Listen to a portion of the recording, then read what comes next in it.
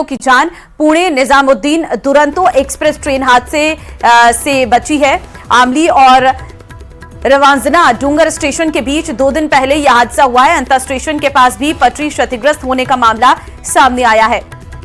तो रेल पटरी क्षतिग्रस्त होने से हड़कंप मचा है। अंता स्टेशन के पास भी पटरी क्षतिग्रस्त होने का मामला जो है वो सामने आया है। आमली के पास रेल पटरी क्षतिग्रस्त हो गई है।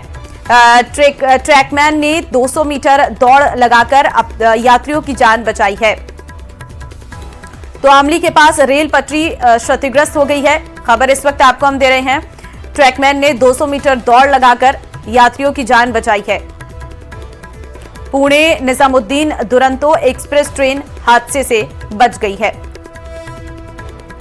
अंता स्टेशन के पास भी पटरी क्षतिग्रस्त होने का मामला सामने आया है। हिमांशु संवाददाता फोन लाइन पे हमारे साथ है। हिमांशु, रेल पटरी क्षतिग्रस्त होने की खबर सामने आ रही है। देखिए, कोटा सवाई माधोपुर रेलखंड के बीच आमली और रवांजना डूंगर स्टेशन के बीच करीब करीब ये घटना जो है वो सामने आई है। यहाँ पर जो है वो रेलवे ट्रैक क्षतिग्रस्त मिला और यहाँ से करीब करीब 130 किलोमीटर प्रति घंटे की रफ्तार से पुणे निजामुद्दीन दुरंतो जो एक्सप्रेस है वो गुजरने वाली थी और कुछ समय पहले ही ट्रैकमैन ने करीब करीब 200 मीटर दौड़कर इस ट्रेन को दुर्घटना ग्रस्त होने से बचाया। लेकिन अगर समय रहते ट्रैकमैन जो है वो अगर एक्टिव नहीं होता, समय रहते वो अगर मैसेज कन्वे नहीं करता तो ट्रेन दुर्घटनाग्रस्त हो जाती और कहा जा सकता है कि जो सैकड़ों की तादाद में यात्री हैं उनके लिए जो है ये खबर जो है वो ठीक नहीं रहने वाली थी। लेकिन कुल मिलाकर के ये क्या साजिश थी, इसको लेकर के फिलहाल अब रेलवे के जो तमाम अधिकारी हैं उनके तरफ से एक जांच जो है वो गठित की गई है।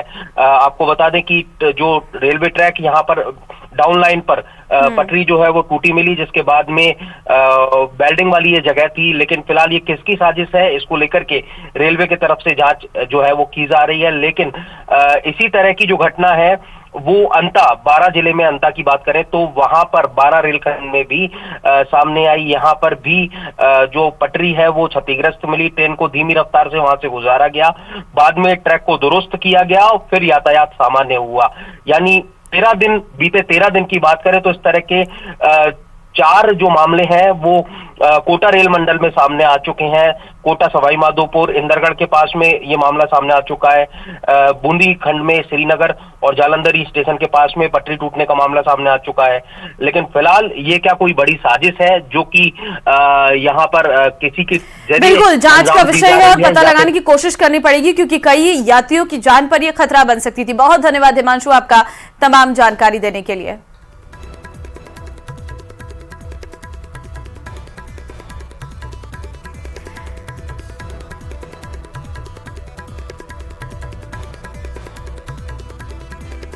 तो फिलहाल ये कोटा से खबर इस वक्त आपको हम बता रहे हैं, जहां पर रेल पटरी क्षतिग्रस्त होने से हड़कंप मच गया है। हालांकि गनीमत रही कि ट्रैकमैन ने यात्रियों की जान बचा ली।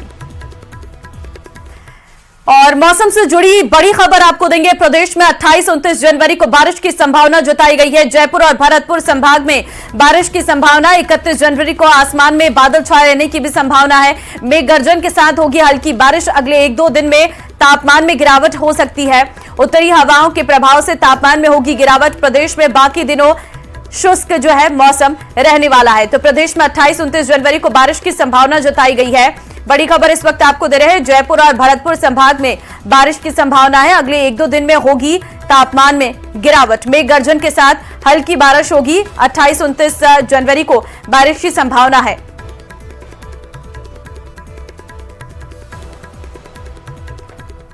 और माउंट आबू में फिर से एक बार मौसम का मिजाज बदल गया है। मौसम विभाग के अलर्ट के बाद बदला है मौसम। माउंट आबू का तापमान जमाव बिंदु पर है। हिल स्टेशन माउंट आबू में मौसम विभाग के अलर्ट के बाद फिर गिरावट आई है। आज माउंट आबू में 3 डिग्री की गिरावट देखी गई है। आबू में तापमान में जमाव बिंदु, लेकिन बर्फ की चादर देखने को मिल रही है। तो माउंट आबू में फिर एक बार मौसम का मिजाज बदलता हुआ नजर आ रहा है। तस्वीरें आपके सामने आप देख सकते हैं। बर्फ आपको नजर आ रही होगी और जमाव बिंदु पर इस वक्त माउंट आबू का तापमान है 2-3 डिग्री की देखी गई है गिरावट आज के दिन ही। तो एक बार फिर से मौसम में परिवर्तन देखने को मिल सकता है। मौसम विभाग के अलर्ट के बाद मौसम बदला है। माउंट आबू का तापमान जमाव बिंदु पर है। मौसम विभाग के अलर्ट के बाद मौसम में गिरावट आई है। आज 3 डिग्री की देखी गई है गिरावट, लेकिन पर्यटकों की संख्या जो है माउंट आबू में लगातार बढ़ती जा रही है। तमाम मुश्किलों के बावजूद इंसान को अपना काम करते रहना चाहिए। इनाम का क्या है, एक ना एक दिन मिल ही जाता है। ये बात हम नहीं कह रहे हैं, बल्कि ये बात राजस्थान के उन 3 हस्तियों की जुबान से निकली है जिन्हें सरकार ने पद्मश्री देने का ऐलान किया। ये रिपोर्ट देखिए। राजस्थान की मिट्टी की ये वो विभूतियां हैं जिन पर जमाने को नाज है। शून्य से शिखर तक का इनका सफर पीढ़ियों को प्रेरित करता है।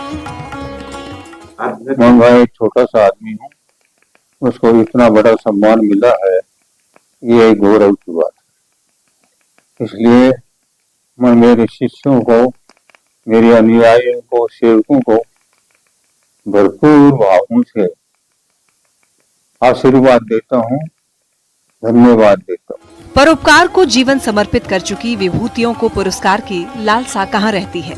सम्मान अपनी सार्थकता बरकरार रखने के लिए इनके दरवाजे पर दस्तक देता है, जिसे स्वीकार करके ये दिग्गज अपनी विनम्रता का परिचय देते हैं। टीवी स्क्रीन पर नजर आ रहे बैजनाथ जी महाराज पीढ़ियों को गढ़ने वाले संस्थान रहे हैं। सीकर जिले के लक्ष्मणगढ़ स्थित नाथ जी आश्रम के बैजनाथ महाराज को पद्मश्री पुरस्कार देने की घोषणा की गई है। बैजनाथ जी महाराज को जानिए। पिछले 40 साल से श्री श्रद्धानंद जी महाराज आश्रम का संचालन कर रहे हैं।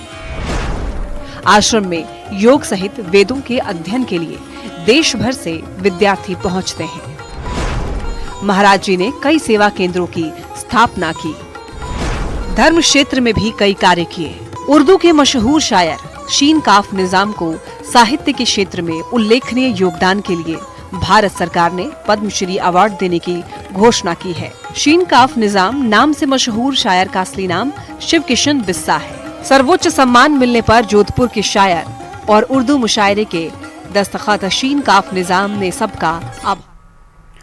चलिए, इस बुलेटिन में फिलहाल के लिए बस इतना ही। आगे आप देखिए स्पेशल